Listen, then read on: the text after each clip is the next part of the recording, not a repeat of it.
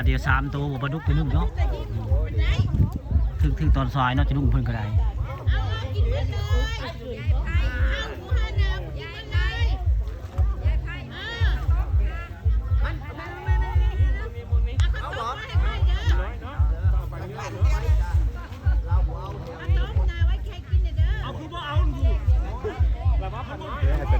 ให้บอลล่ะ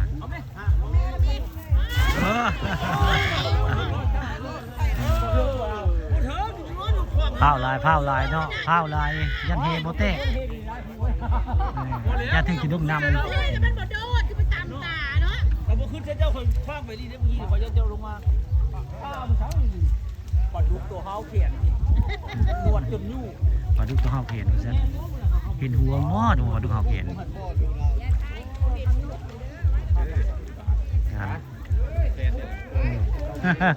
กับหัวใบนางบ่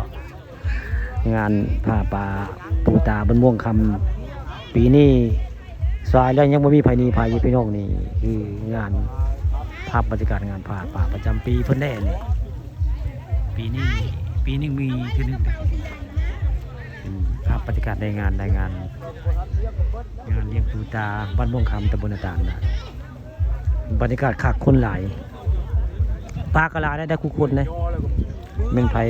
มางานเลี้ยงปูตาบ้านม่วงคำนี่ยังได้คู่คนในส่วนมากไม่ได้นอกกันหลาย